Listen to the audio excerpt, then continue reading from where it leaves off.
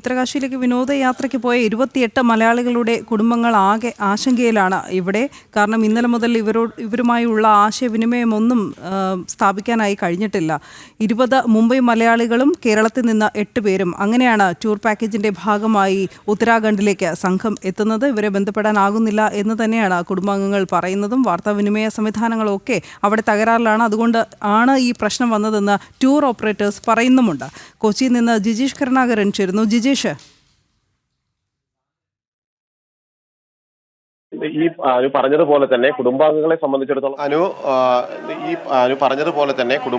സംബന്ധിച്ചിടത്തോളം വലിയൊരു ആശങ്ക തന്നെയാണ് ഉണ്ടായിരുന്നത്.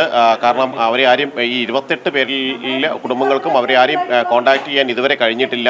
വലിയ ഒരു പ്രളയത്തിന്റെ നടുവിൽ നിൽക്കുമ്പോൾ എന്താണ് പറ്റിയത് എന്നൊരു ആശങ്ക അവരെ വിട്ടുമാറുന്നുമില്ല. എന്നാൽ ഇപ്പോൾ ഒരു ആശ്വാസകരമായൊരു ചില വിവരങ്ങൾ പുറത്തു വരുന്നത് എന്തെന്ന് വെച്ചാൽ നാവികസേന അടക്കമുള്ള സൈന്യത്തിന്റെ നിന്ന് ലഭിക്കുന്ന ഒരു വിവരമെന്ന് പറയുന്നത് ഇവർ സുരക്ഷിതരാണ്. അവർ ചില ബസ്സുകളിൽ അവിടെ കുടുങ്ങിക്കിടക്കുകയാണ്. യാത്ര മുന്നോട്ട് പോകാൻ കഴിയാതെ കുടുങ്ങിക്കിടക്കുന്നത് കൊണ്ടാണ്. മാത്രമല്ല വാർത്താവിനിമയ സംവിധാനങ്ങൾ ആകെ തകർന്നത് കൊണ്ടാണ് അവരെ ബന്ധപ്പെടാൻ കഴിയാത്തത്. മറ്റ് ആശങ്കപ്പെടേണ്ട പശ്ചാത്തലമോ സാഹചര്യമോ ഇവരെ സംബന്ധിച്ചില്ല എന്ന കാര്യം തന്നെയാണ് പ്രധാനമായും അവിടെ ചൂണ്ടിക്കാണിക്കുന്നത്. കൊച്ചിയിൽ നിന്ന് ഈ ടൂർ പാക്കേജിൽ ഉണ്ടായത് നാരായണൻ നായർ, ഒപ്പം തന്നെ ശ്രീദേവി പിള്ള എന്നിവരാണ്. അവരുടെ ബന്ധുക്കൾ, അവരുടെ കുടുംബാംഗങ്ങളുടെ വീട്ടിലാണ് ഇപ്പോൾ നമ്മൾ ഉള്ളത്. അവരെല്ലാവരും തന്നെ വലിയ ഒരു ആശങ്കകളാണ് പങ്കുവച്ചത്. അവർ തൃപ്പൂണിത്തുറയിലാണ് താമസിക്കുന്നത്. ഇന്നലെ രാവിലെ 8:30 വിളിച്ചിരുന്നു. തങ്ങൾ യാത്രയിലാണ് എന്ന കാര്യമാണ് ബന്ധുക്കളെ വിളിച്ചപ്പോൾ സൂചിപ്പിച്ചിരുന്നത്. ആ ഒരു യാത്രയുടെ സന്തോഷത്തിലും അതിന്റെ ഭാഗമായുള്ള എല്ലാ യാത്രയിലും എല്ലാമായിരുന്നു. അതിനിടയിലാണ് അപ്രതീക്ഷിതമായി ഇത്തരത്തിലുള്ള ഒരു അപകടം ഉണ്ടാകുന്നത്, മിന്നൽ പ്രളയമെല്ലാം തന്നെ ഉണ്ടാകുന്നത്. അതുകൊണ്ട് തന്നെ അതിന്റെ ഒരു ആശങ്ക, പെട്ടെന്ന് ഈ ഒരു സംഭവത്തിനുണ്ടായതിന്റെ ആശങ്ക അവരെ സംബന്ധിച്ചിടത്തോളം എല്ലാം തന്നെയുണ്ട്. ഇപ്പോൾ അമ്പിളി ബന്ധു ഇവിടെ ആ ഒരു ആശങ്കകളെല്ലാം തന്നെ പങ്കുവയ്ക്കുന്നുണ്ട്. ഇതുമായി ബന്ധപ്പെട്ടുകൊണ്ട് ഇവിടുന്ന് പിന്നെ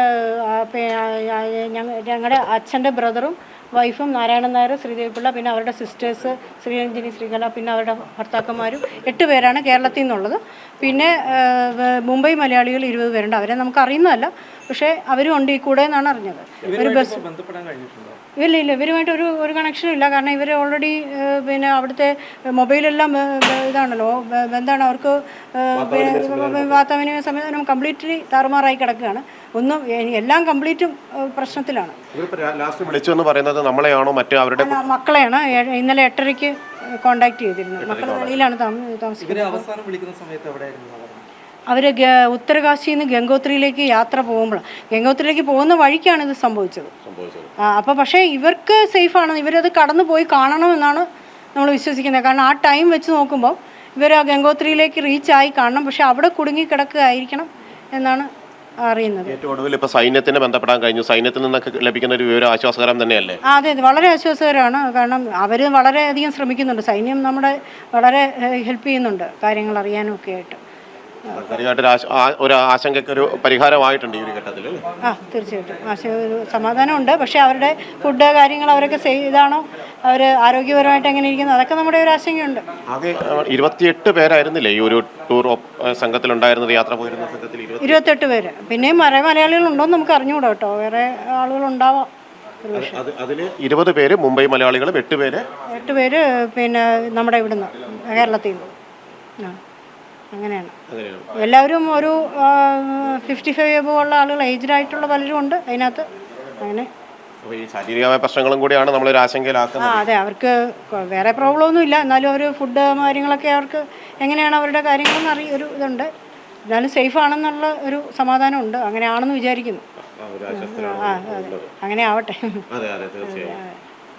മറ്റു മലയാളികളെ സംബന്ധിച്ചിടത്തോളം ആശങ്കയ്ക്ക് ഒരു പരിഹാരം ആകുന്നുണ്ട് ഈ ഒരു ഘട്ടത്തിൽ നിന്ന് തോന്നുന്നു. കാരണം സൈന്യത്തിൽ നിന്നൊക്കെ അത്തരത്തിൽ സുരക്ഷിതരായിരിക്കട്ടെ എന്ന് പ്രാർത്ഥിക്കുക.